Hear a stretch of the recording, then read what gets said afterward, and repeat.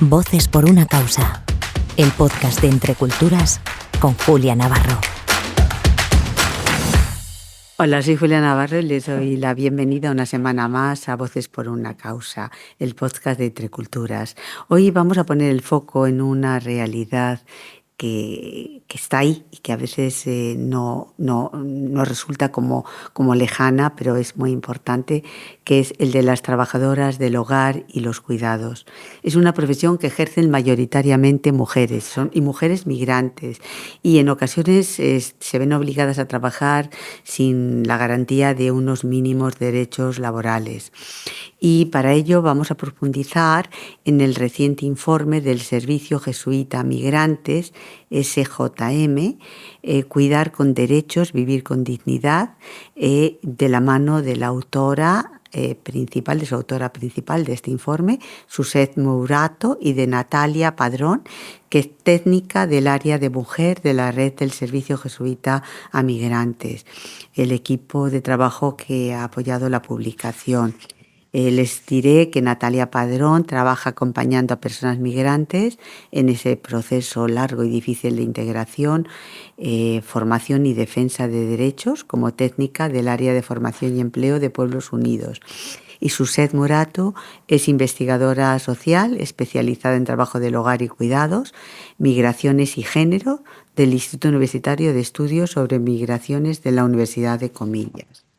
¿Algo más que tenga que decir de vosotras? ¿Que se me haya escapado o haya dejado? No, yo creo que eso es lo esencial. Suficiente. Muy bueno. Pues bienvenidas y vamos a empezar. Natalia, ¿qué os llevó desde el Servicio Jesuita de Migrantes a centraros en el trabajo de cuidados que se llevan a cabo en el hogar? Bueno, este es un informe que es el fruto del trabajo de todas las obras del SJM de acompañamiento a mujeres migradas, y lo hemos hecho las cuatro entidades que forman parte del Grupo Mujer de SJM, que son Madrid, Pueblos Unidos, Bilbao y Acuría, Claver en Sevilla, ahora ECA Social y SJM de Valencia. Y pertenece a todo el trabajo que se ha hecho.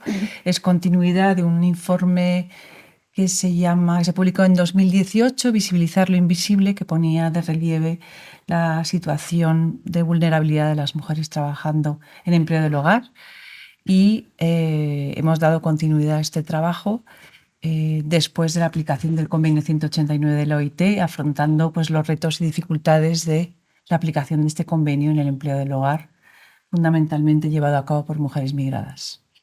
Suzette, para hacer este informe, para abordar la construcción de este informe, ¿cómo se hizo la investigación? ¿Qué tipo de datos tuvisteis que recoger? Bueno, se trata de un informe exploratorio, descriptivo también. Abordamos tres fuentes primarias. Para ello hemos utilizado una metodología mixta, cuantitativa y cualitativa. En la parte cuantitativa hicimos 52 encuestas online a mujeres empleadas de hogar de origen migrante, y para la parte cualitativa aplicamos entrevistas en profundidad a 13 familias, personas empleadoras y 12 técnicas de entidades sociales que trabajan con mujeres inmigrantes en tema de intervención sociolaboral. Estas entrevistas y estas encuestas pues, se dan en un marco del tiempo que va de abril a diciembre de 2024. Se realiza, como ha dicho la compañera, tanto en Bilbao, en Madrid, en Sevilla y en Valencia. Hemos tratado pues, que la muestra fuera lo más heterogénea posible.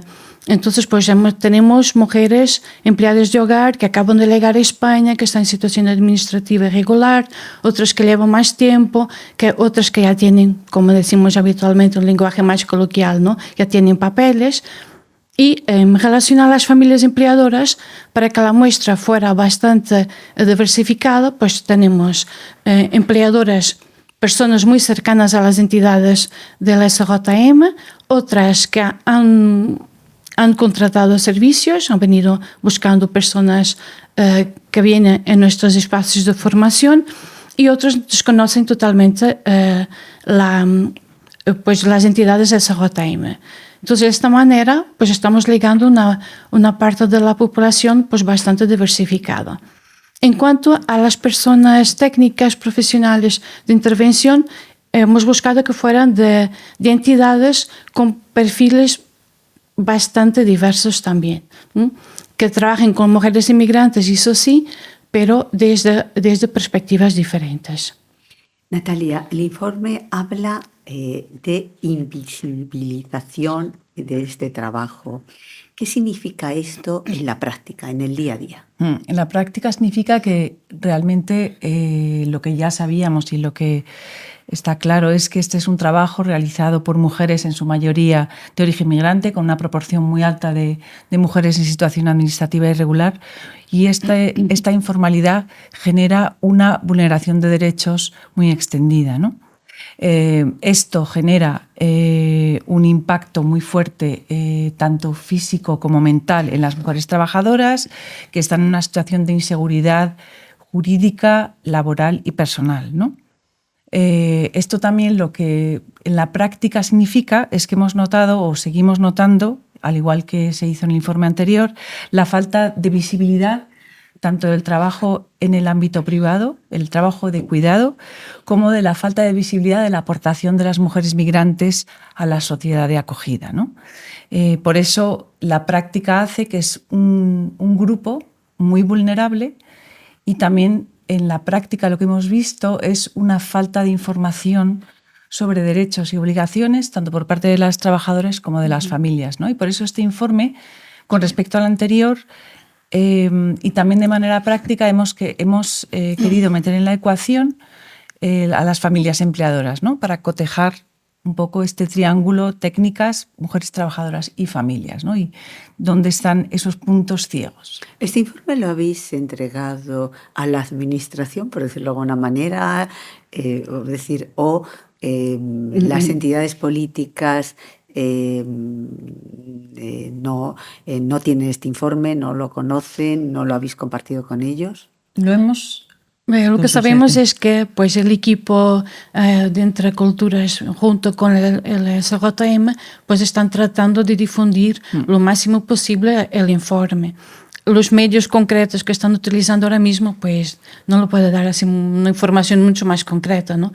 Pues sí que es importante, porque uno de los objetivos que teníamos es visibilizar esta realidad, ¿no? Visibilizar y generar impacto.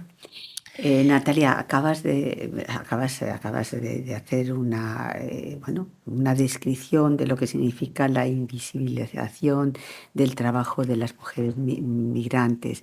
Creo, Suset, que el 58% de las entrevistadas no tiene ni contrato ni seguridad social. ¿Qué impacto tiene esto en sus vidas, en su cotidianidad? La respuesta es muy sencilla, ¿no? Es tan sencilla como compleja, ¿no? Si pensamos una persona española o un europeo, trabajar sin contrato y sin seguridad social, pues tenemos muy claro cuáles son las consecuencias, ¿no? Y es tan sencillo porque afecta a la totalidad de la vida de estas personas. Pero en realidad pues tiene consecuencias pues bastante complejas en su conjunto, ¿no? Por una parte, el hecho de que se esté contratando mujeres empleadoras sin contrato y sin dada de alta en la seguridad social, lo que se está generando es una situación de desprotección legal, tanto para las empleadas, para las trabajadoras, como también para los empleadores. Un empleador que tenga en su casa una persona sin contrato, sin estar dada de alta en la seguridad social, pues se puede enfrentar a sanciones administrativas, sea por una inspección del trabajo, sea porque puede haber en cualquier momento una denuncia formal. Pero en el caso de las mujeres migrantes, la situación es aún más compleja, porque, en primer lugar, para conseguir regularizar su situación administrativa, necesitan del contrato y de estar dadas de alta en la seguridad social. Si no lo están, significa que los derechos laborales de estas mujeres pues, no van a estar protegidos. Por otra parte, ellas tampoco van a tener acceso a los servicios públicos españoles, o sea, a la sanidad, a la educación o hasta mismo a poder cotizar por tener una protección por desempleo, ¿no? pero afecta otras áreas de la vida también. Si no tengo contrato, no estoy dada en la seguridad social, ¿cómo voy a acceder a la vivienda? Ese es un problema gravísimo para cualquier persona ahora mismo que vivimos en España, ¿no? Pero una mujer en situación irregular administrativa pues está muchísimo peor. Podemos pensar no solo a nivel del futuro, en la cotización, en la jubilación de estas mujeres, pero también si no tengo papeles, pues no puedo moverme, no puedo salir del país, no puedo regresar a mi país en un caso en que mi familia lo esté pasando muy mal o situaciones pues complicadas de nuestras familias, ¿no? Del día a día, ¿no? Eso también pasa, ¿no? Pero también habría que pensar que una persona que está en esta situación, pues su día a día es un día de muchísimo estrés, de muchísima ansiedad, y que estas personas pues viven pues también su salud mental, psicológica bastante afectada. Natalia, claro, pero para tener seguridad social, darla de alta, siempre hay un paso previo, que es conseguir los papeles. En realidad, el contrato es una vía de conseguir los papeles, dado que un empleador, al presentar si la empleada del hogar puede presentar un contrato al cabo de 3 años hasta ahora con la entrada en vigor del nuevo reglamento de extranjería, al cabo de 2 años, la mujer, la persona puede presentar un contrato de trabajo y con esto regularizarse, con lo cual te pregunto, una persona, para que las personas que nos están escuchando vean que a lo mejor a veces no es tan complicado, porque a veces hay también, yo creo que no siempre hay una mala fe, ni un deseo de explotar al de enfrente, sino un desconocimiento de los trámites administrativos que a veces parecen muy complicados. Una mujer migrante llega, ha llegado sin papeles, por decirlo como coloquialmente. Si a esa señora se le hace un contrato, es es su carta de presentación para que le den los papeles. Eso es. Cuando una mujer en situación administrativa irregular ha pasado a partir del 20 de mayo 2 años en España. Pero si todavía no los ha pasado, acaba de llegar. No se puede, no hay ninguna manera de formalizar esa relación. De hecho, esa es una de las recomendaciones. Eso es lo que pregunto, porque yo pregunto a alguien que llegue hoy y que una persona diga, bueno, le voy a hacer un contrato de trabajo. ¿Le puede hacer el contrato de trabajo? No puede. No. Y entonces, ¿qué hace esa mujer hasta que pueda tener un contrato de trabajo, que tiene que pasar 2 años, ¿no? Efectivamente, a partir del 20 eso es. Ese es uno de los problemas. Ese es el problema. Ese es uno de los entonces, problemas. Dime, ¿qué pasos o qué puede hacer esa mujer y qué puede hacer la persona que quiere emplearla? Claro, ese es uno de los puntos más críticos de este tema, y es que ni la mujer ni el empleador pueden hacer nada para formalizar una contratación. De ahí que nosotros, una de las medidas que propongamos es una modalidad de regularización más acorde con las necesidades del mercado y con la situación real de la demanda de empleadas y de personas de cuidado, porque es una demanda real tanto por envejecimiento de la población como por demanda real de mercado. Pero en este momento, tal y como está la legislación, todo el mundo se queda en situación irregular. La persona que llega y la persona que tiene necesidad de alguien para que esté en su casa, pero que tampoco la puede regularizar. Efectivamente, con lo cual hay una desprotección, lógicamente más grande para la persona trabajadora, pero también hay una desprotección de los empleadores ante una situación en la que no pueden hacer ningún contrato hasta pasados los 2 años. O sea que efectivamente hay una situación muy paradójica de desprotección. De desprotección y bueno, Suset, en el informe también se habla de trabajos, de jornadas larguísimas, interminables. ¿Qué habéis observado respecto a ese tiempo de trabajo y de descanso?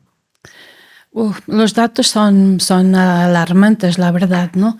Una mujer que trabaja en régimen externo, hemos visto que el 40% dice que trabaja más de 40 horas semanales. Pero si miramos a la mujer que trabaja en régimen interno, habitualmente llamadas las internas, pues la situación es muchísimo más complicada. El 91% de estas mujeres, las que han participado pues, en nuestro informe, dicen que trabajan más de 40 horas semanales. El 50% dice que no cuenta con las 2 horas de descanso al día. El 38% dice que no cuenta con ningún tipo de descanso. Pero hay un dato muy llamativo, que es que el 40% de estas mujeres lo que dicen es que tienen que estar disponibles las 24 horas al día. Si pensamos en jornadas de 8 horas, pues una mujer empleada de hogar, cuidadora, pues puede estar supliendo el trabajo de 3 personas, ¿no? Pero muy preocupante también es que el 21% dice que pues trabaja esta infinidad de horas, pero no se les paga ni tampoco se les compensa con tiempos de descanso. O sea, que la persona está constantemente trabajando. Pero lo problemático no es solo la cantidad de horas, sino la carga de trabajo. Habitualmente es muy poco común que una persona sea sola cuidadora, sea sola empleada de hogar para las tareas de la casa o sea sola cuidadora de niños. Siempre o en gran parte, cuando se contrata una persona para cuidar a una persona mayor, ya en el paquete van los cuidados del hogar. Pero lo más común es que la persona mayor, pues su situación biológica, fisiológica, irá en principio peor. Entonces, a lo poco tiempo, estas personas ya se les carga también los cuidados nocturnos. Pero si existen ingresos hospitalares, a todas las 3 actividades anteriores ya se le incluye también esta. Y además, estas personas suelen estar también para el servicio de otros miembros de la familia, a veces cuidan a mascotas, hacen trabajos de jardinería, ¿no? Entonces, no es solo la cantidad de horas, sino también la carga del trabajo, porque existe una simultaneidad de tareas que nosotras pues tenemos dificultades de hacerlas. Sí, además es que, perdona, sí. es algo que no está... Otro de los problemas es que normalmente cuando hay una contratación, sea formal o informal, no hay una... O sea, todo el mundo cuando asumimos un puesto de trabajo tenemos una definición de funciones que se cumplirá más o menos, pero aquí no hay ningún tipo de definición de funciones porque no hay nada que esté estipulado para que la trabajadora y el empleador tengan esto definido, ¿no? Y esto junto con la irregularidad, hace que esto sea muchas veces pues una fuente de abuso, ¿no? ¿La precariedad es mayor en las mujeres migrantes? Es mucho mayor. Es mucho mayor la precariedad y la desprotección a causa de la precariedad. Además, pues actualmente en la sociedad española el número de mujeres nacionales o europeas es bastante bajo, ¿no? Se cuenta, pues en nuestro estudio sale casi un 90% son mujeres de origen de América Latina. Y que también es verdad que a las familias muchas veces les gusta ese tipo de perfil porque se considera que son mujeres cariñosas, son mujeres pacientes, son mujeres que van a tener una relación muy cercana, muy afectiva con sus familiares, ¿no? Pero también es verdad que en el mercado laboral español, pues ser empleada de hogar no es una profesión que la gente quiera desempeñar, desarrollar, ¿no? Es una profesión totalmente infravalorada, ¿no? Y que no tiene reconocimiento social ninguno, ¿no? ¿Habría que modificar la legislación, Natalia? Efectivamente, eso ¿Qué proponéis? Bueno, nosotros hemos hecho una serie de propuestas y de hecho preguntabas antes por la difusión de este informe. Nosotros hicimos una presentación a finales del mes de abril de este informe que, por otro lado, hemos elaborado con el apoyo del Ministerio de Asuntos Exteriores, Unión Europea y Cooperación. O sea que entendemos que esto puede ser una buena tarjeta de presentación y lo que sí que proponemos es proponemos que el Estado, digamos, tome la responsabilidad de los cuidados, tanto de las personas que son cuidadas como de las trabajadoras. Proponemos un cambio o un nuevo avance en las posibilidades de regularización de las personas trabajadoras. Proponemos una mayor valoración y visibilización de la importancia de los cuidados y la contribución de las mujeres migrantes al cuidado y hemos hecho otras recomendaciones. Ahora mismo en España, segundo datos de otros informes también de otras entidades que están muy metidas pues, y preocupadas con esa temática, existe más o menos unas 70.000 personas en situación irregular empleadas de hogar.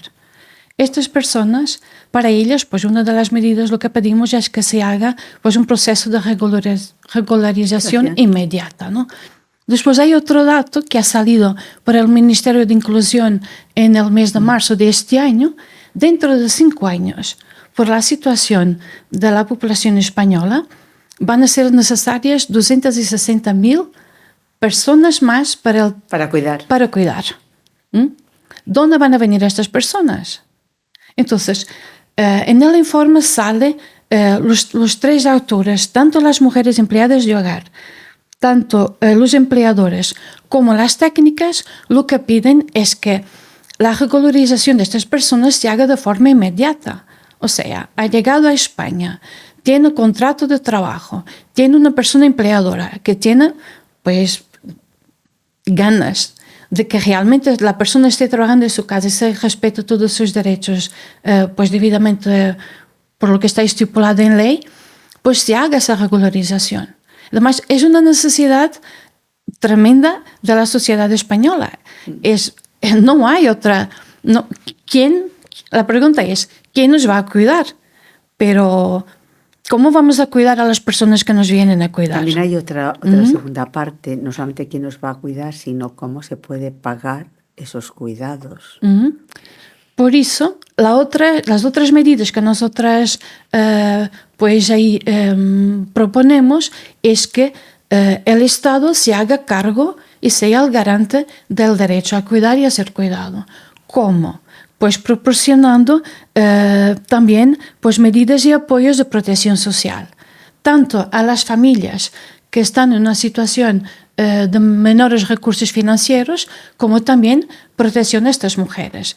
Es verdad que pues, hay muchas personas mayores, las pensiones son bajas y la gran diferencia está en que el derecho a cuidar y a ser cuidado pues acaba siendo un privilegio de unas pocas personas.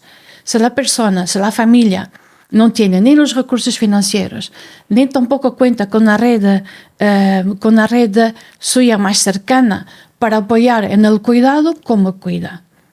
Necesitamos de trabajar, todos necesitamos de trabajar, ¿no? Tanto las mujeres españolas, que al final son las que, por mucho que hablemos de evolución, de género, de participación más de ambos géneros en el cuidado, todavía está muy, muy asociado al rol femenino, ¿no? Al género femenino, ¿no? ¿Cómo vamos a cuidar, ¿no? Pero sí que necesitamos que el Estado tenga mucho más presencia y sea el garante. Natalia, habéis tenido reuniones con la administración? No, todavía no, pero esperamos tenerlas porque además sí que tenemos propuestas muy concretas. Dime. Como por ejemplo establecer incentivos para la contratación de personas para el cuidado a domicilio. ¿Qué tipo de incentivos? Pues incentivos como los costes de contratación de una persona para cuidado en el hogar son muy altos. Muy altos. Y no hay ningún incentivo ni hay ninguna ayuda y las ayudas son muy escasas, con lo cual esa podría ser una medida muy concreta.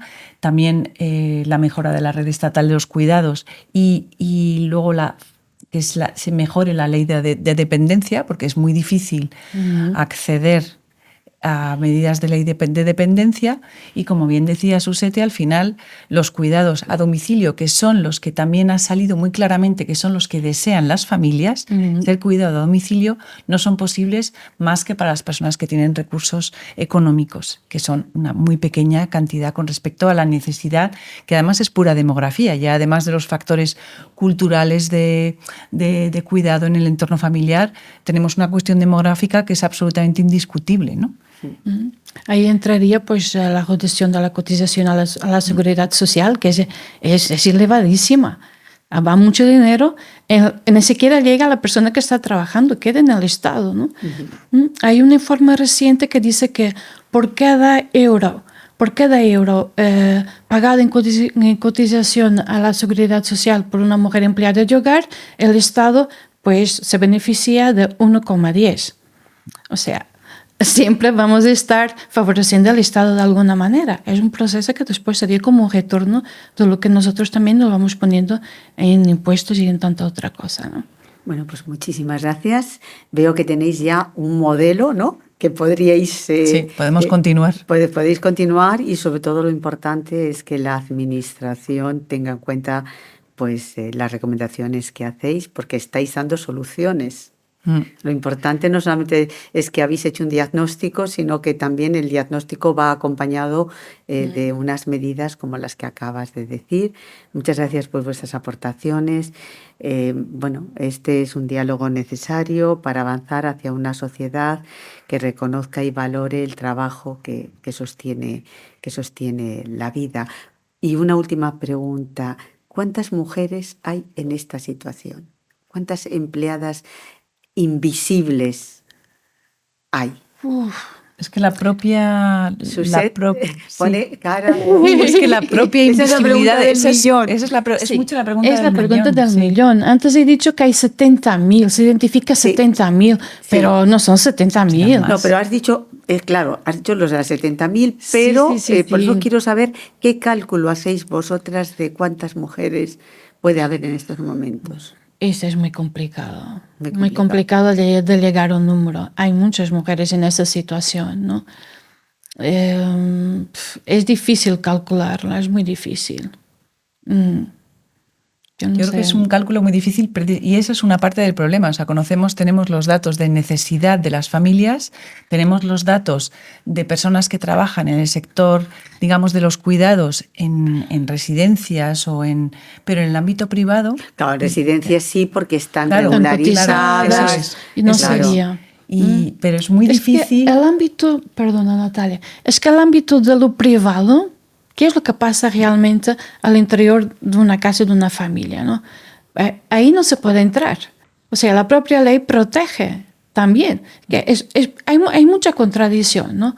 Se pide que haya tanto las mujeres empleadas de hogar como, por ejemplo, las las empleadoras, ellas mismas piden que haya como más inspecciones del trabajo.